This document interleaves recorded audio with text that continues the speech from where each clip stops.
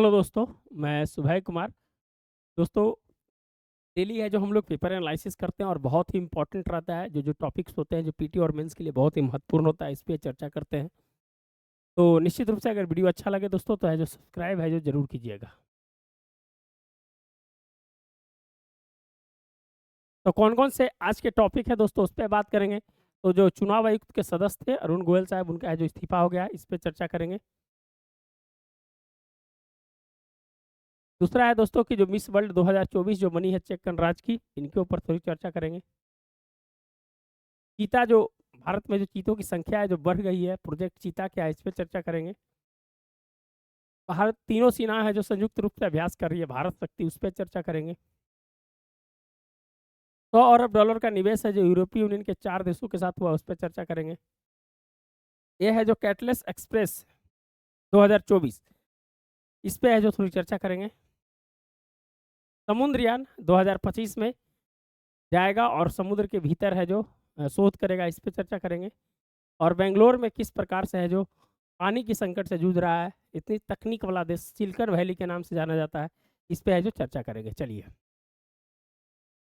पहला है कि मतदान के तारीख के ऐलान से पहले जो मुख्य जो चुनाव आयुक्त थे, जो सदस्य थे चुनाव आयोग में, उनकी है जो इस्तीफा हो गया, इस पे है जो थोड़ी चर्चा करेंगे।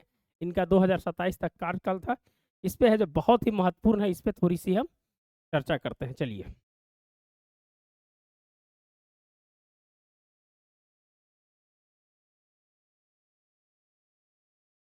दोस्तों, चुनाव आयोग के अगर बारे में थोड़ी बात करें दोस्तों, तो ये है जो एक संवैधानिक आयोग है और भाग 15 में आर्टिकल 324 से लेकर 329 तक है जो इसकी है जो चर्चा की गई है। भारत का जो चुनाव आयोग है वो 3 सदस्यीय जो काम करता है।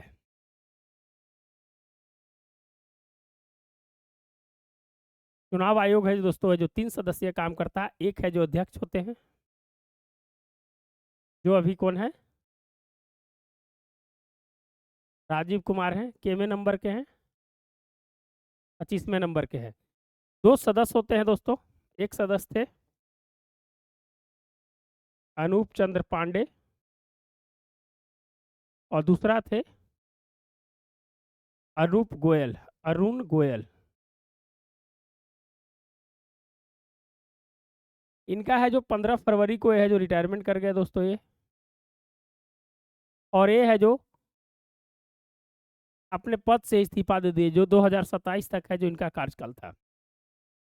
अब है जो क्या है इसके रीजंस क्या है, अभी हाल फिलहाल में है दोस्तों लोकसभा का चुनाव होने वाला है।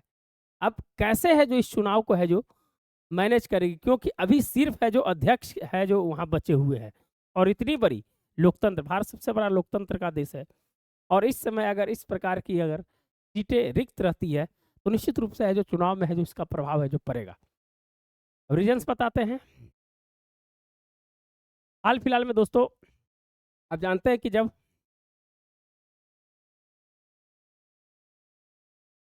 अरुण गोयल साहब का जब सदस्य बनाया गया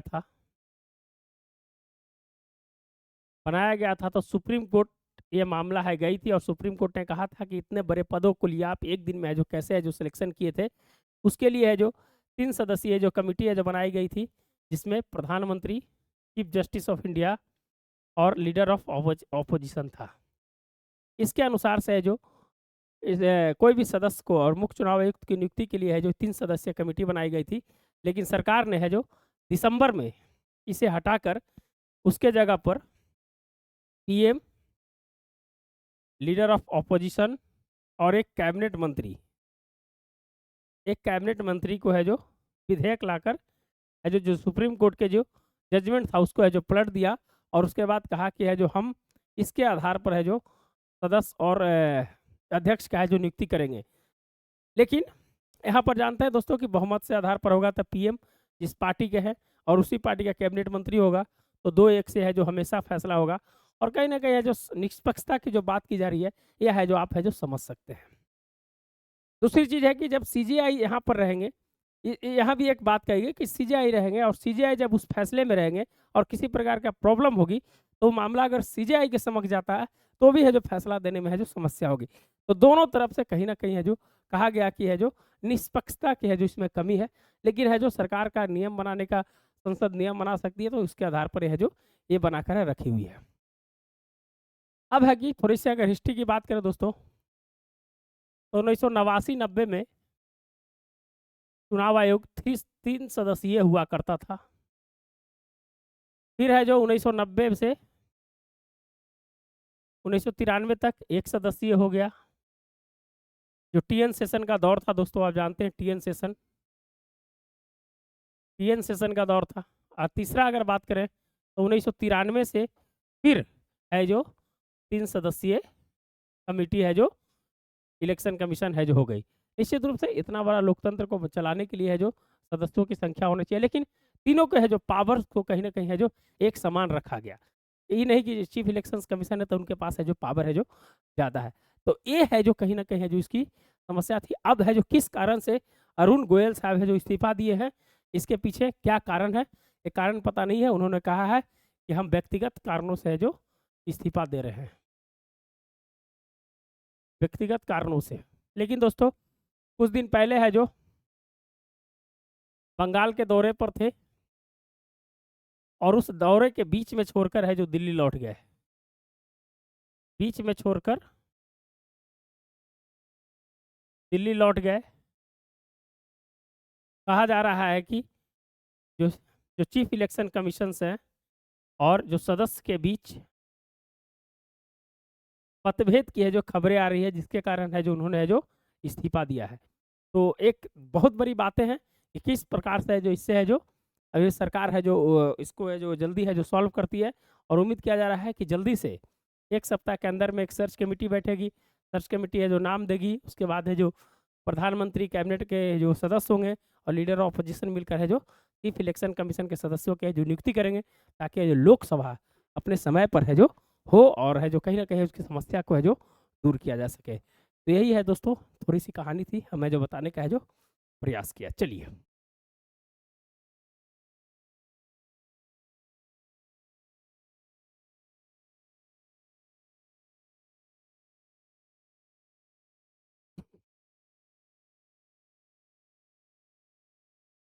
चलिए, तो ये तो हमने पूरी व्याख्या से है जो हम आपको बताने का है जो प्रयास किया इसमें।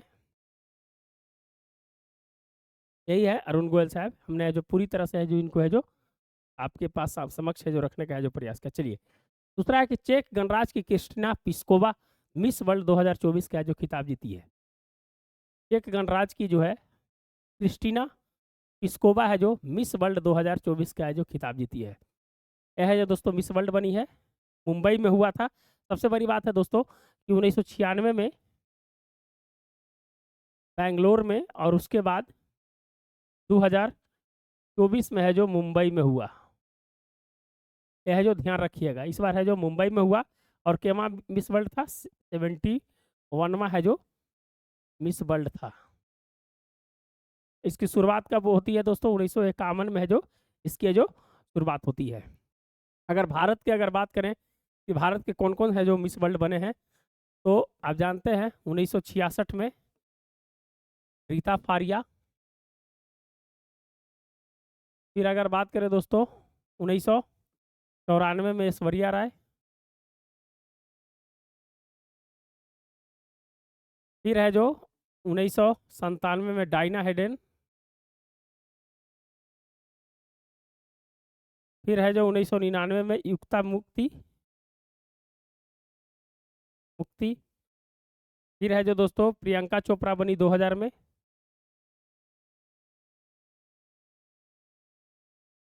में बनी। और फिर है जो मानुषी छिल्लर 2017 में बनी। तो कितना बना? 1 2 3 4 5 6। मुझे लग रहा है कि 6 ही है जो अभी तक है जो बनी है दोस्तों। तो जो निश्चित रूप से इस बार जो 2024 में भारत की तरफ से सिन्नी सेठी थी, सिन्नी सेठी थी 2024 में। अंतिम 4 में है जो जगह बनाई है, ये अंतिम 4 में है। तो ध्यान रखिएगा, मुंबई में हुआ था। और है चेक गणराज्य की क्रिस्टिना पिस्कोवा है जो जीती है मैंने है जो पूरा है जो बताने का है जो प्रयास किया। चलिए आगे बढ़ते हैं। भारत में बढ़ा चीता परिवार, कुन्नो में जन्मे 5 शावक।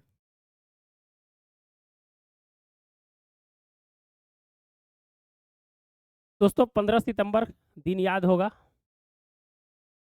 2022 पीएम के जन्मदिन पर, पीएम के जन्मदिन पर है जो 8 चीता है जो नामीबिया से लाए गए थे, नामीबिया से लाए गए थे। फिर उसके बाद 12 चीता है जो दक्षिण अफ्रीका से लाए गए। टोटल हमारे पास 20 चीते हो गए। इसको कहाँ छोड़ा गया था दोस्तों? कुन्नो नेशनल पार्क में। कुन्नो नेशनल पार्क में है जो इसको छोड़ा गया था। कुन्नो है जो दोस्तों एक नदी बहती है, कुन्नो रिवर, जो चंबल की सहायक नदी है, जो चंबल की सहायक नदी है। 2018 में इसे नेशनल पार्क का है जो दर्जा दिया गया। नेशनल पार्क जो राष्ट्रीय उद्यान होते हैं और वन्य जीव अभ्यारण्य होते हैं, उसमें एक अंतर होता है। दोनों में बेसिक डिफरेंस होता है दोस्तों कि जो नेशनल पार्क होते हैं वो केंद्र सरकार के अधीन कठोर नियमों से है जो परिचालित होता है, और वन्य जीव अभ्यारण्य होते हैं वो राज्य सरकार के अधीन है जो काम करता है। वहाँ कुछ छूट है जो ढील दी जा सकती है, चाहे आवास एरिया से बाहर है जो थोड़ा सा ढील दिया जा सकता है, मानवीय हस्तक्षेप होता है। लेकिन जब नेशनल पार्क हो जाता है तो उसमें है जो कठोर नियम है जो कर दिया जाता है। 2018 में इसे जो नेशनल पार्क का है जो दर्जा है जो दिया गया। तो अभी है जो दोस्तों भारत में जो चीता परिवार है जो बढ़ा है 26 है, अभी है जो 13 वयस्क और 13 है जो शावक है जो अभी हैं।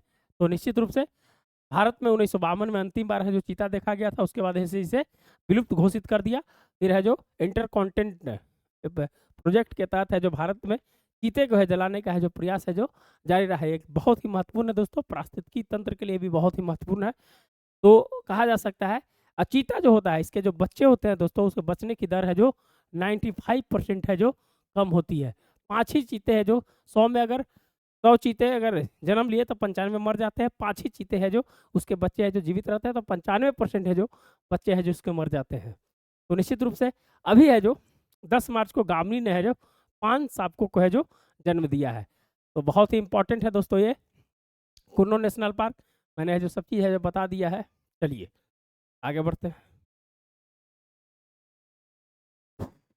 पोखरण में तीनों सेनाएं संयुक्त रूप से जो करेगी अभ्यास, भारत शक्ति अभ्यास है जो कर रही है, भारत शक्ति अभ्यास है जो कर रही है। इसमें है जो स्वदेशी है, स्वदेशी रक्षा उपकरणों की क्षमता का है जो प्रदर्शन किया जाएगा। स्वदेशी क्षमता उपकरण का है जो प्रदर्शन है जो किया जाएगा। जानते हैं पोखरण बहुत ही राजस्थान में है, यहीं पर हमारा है जो परमाणु परीक्षण है जो किया गया था।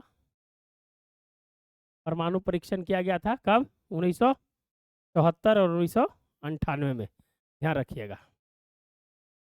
तो वही है दोस्तों, भारत शक्ति तीनों सेना है जो मिलकर कर रही है, यही है जो इसमें इंपॉर्टेंट था। चलिए, $100 अरब का निवेश करेगा यूरोप के 4 देश। जो हमारा जो 4 देश है दोस्तों, यूरोपीय फ्री ट्रेड एसोसिएशन के साथ trade and economic partnership agreement है जो किया गया, उसका नाम रखा गया है टेपा। क्या है? टेपा। टेपा है जो नाम रखा गया है ट्रेड इकोनॉमिक पार्टनरशिप एग्रीमेंट।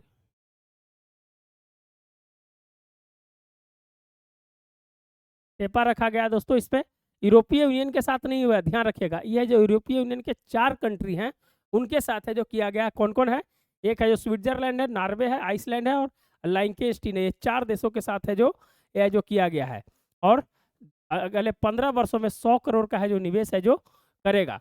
और अगर मान लीजिए निवेश नहीं करता है तो 3 साल एक्स्ट्रा टाइम दिया जाएगा, और उसके बाद है जो भारत अगर बाहर हो सकता है। अगर मान लीजिए कि नहीं निवेश किया तो भारत इस ट्रेड से है जो बाहर हो सकता है। एक बहुत इंपॉर्टेंट है दोस्तों, ये है जो जितने भी स्कैंडिनेवियन जो कंट्री है उसके साथ है भारत है जो अपना है जो फ्री ट्रेड एग्रीमेंट है जो कर रहा है, और यूरोपीय यूनियन के साथ भी आने वाला समय मुझे लगता है कि हो जाएगा।